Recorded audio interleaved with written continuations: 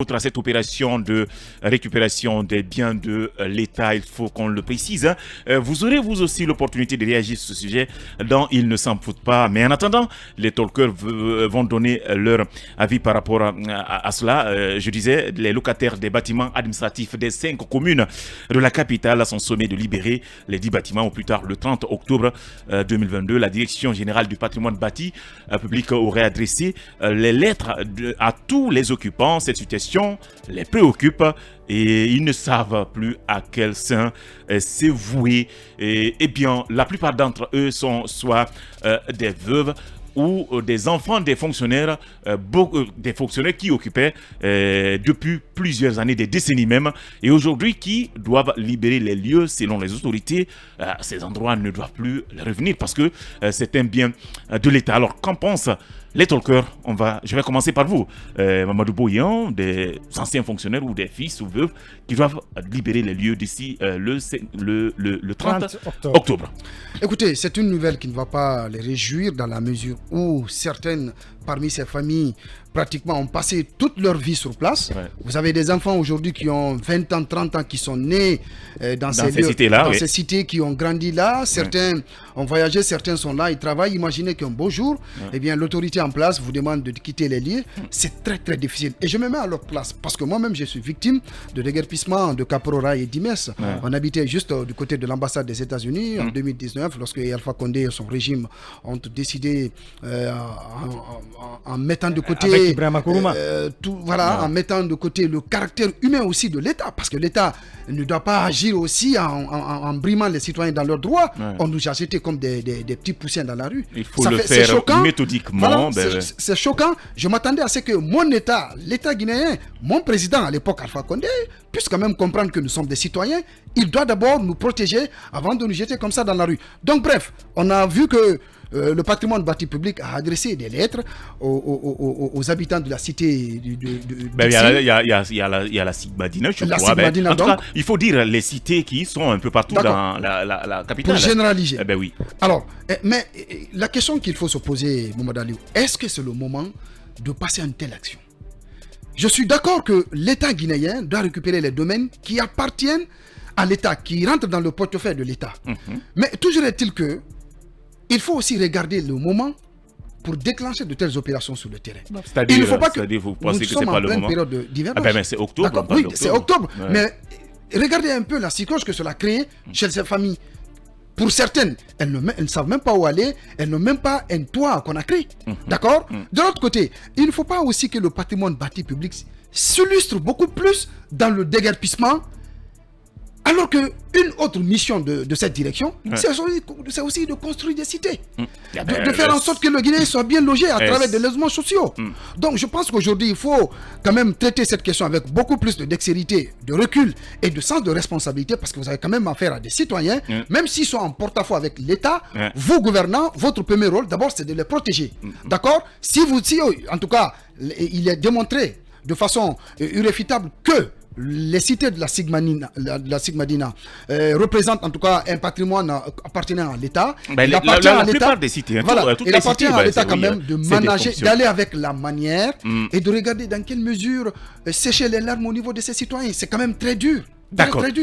Alors, Alpha Mamadou, est-ce que là, c'est vrai, c'est avéré que ce sont des cités appartenant à l'État. Mais est-ce qu'on peut parler de la violation aujourd'hui ou d'une récupération forcée de la part de l'État? Ça appartient à l'État. Ce n'est pas une récupération forcée, à mon humble avis.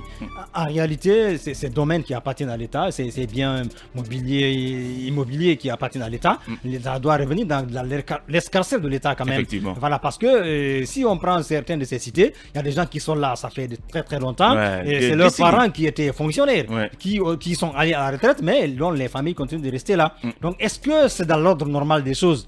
Là est la question, parce que un bâtiment quand même qui appartient à l'État, il y a une sorte de location qui est fait de ce bâtiment-là avec un fonctionnaire de l'État.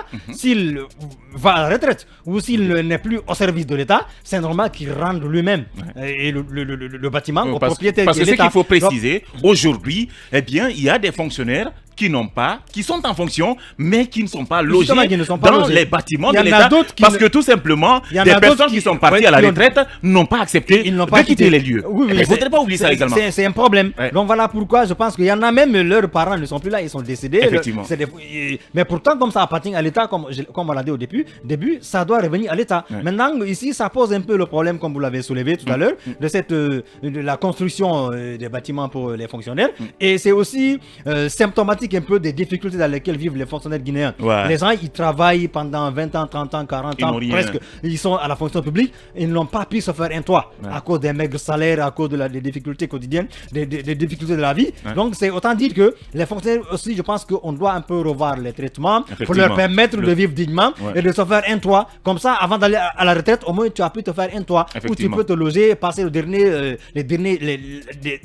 restant de tes jours, en fait, comme on le dit souvent. Donc, l'État doit penser un peu à ça. Maintenant, le fait de récupérer, comme l'a dit Boyi, je pense qu'il faut qu'il y ait de la méthode.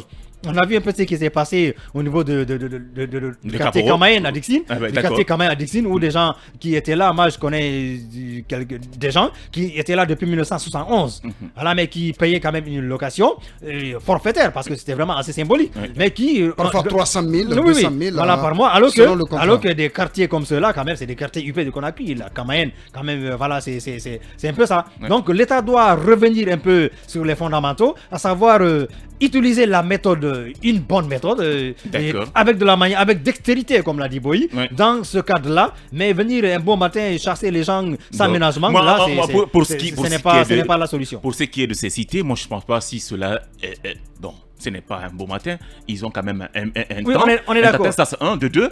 N'oubliez pas que dans ces cités, il y en a qui y sont, mais qui ont réussi à construire, mais qui continuent toujours. Il y en a même qui ont quitté, mais qui ont fait en location. Il y a certains qui ont quitté, mais qui ont donné en location. Il y a tout ça. Ce n'est pas normal. De l'autre côté, il faut inculquer. Tout ça, c'est dû à quoi? Au laxisme des autorités par le passé. Donc, que ce soit sous le régime d'Alpha Condé, que ce soit sous le régime d'Alpha Condé, il y a eu un laisser-aller sans précédent, parce que c'est des parents qui habitent là, il faut les laisser, parce que c'est des militants d'un parti qui sont là, il faut les laisser. Donc aujourd'hui, si le CNRD vient pour tenter de réformer tout ça, de démêler les chevaux, je pense que c'est intéressant maintenant, comme on l'a dit, qu'il y ait la méthode, la bonne manière pour pouvoir sortir la bonne graine de livret. Et ça doit aussi inspirer tout un chacun. Écoutez, quand vous êtes logé dans un bâtiment de l'État, sachez que ça ne vous appartient pas. Absolument. Même si vous gagnez, que vous êtes là, même si vous gagnez, préparez-vous conséquemment. Effectivement, même si vous gagnez 1 franc, sachez que il faudra un jour, sachez gérer ça, parce qu'un jour vous allez partir. Il faudrait inculquer même ça si aussi. le peu que vous gagnez est insuffisant quand même. Inculquons ça dans le conscient du Guinéen pour éviter de tels problèmes.